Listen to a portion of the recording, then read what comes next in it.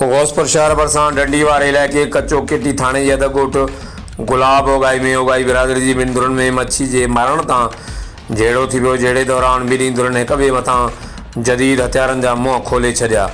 गोलियूं लॻण सबबि ॿिन्ही धुरनि जा 3 ॼणा मुला शाहज़ाद ओॻाही, अब्दुल गफ़ार ओॻाही, माजिद ओॻाही सख़्तु ज़ख़्मी थी पिया, जिन खे वारिस नाज़ुक हालत में غوثپور जी निजी अस्पताल खणाया आया, जिते ज़ख़्मियुनि खे इब्तिदाई तिबी इमदाद ॾिनी वई।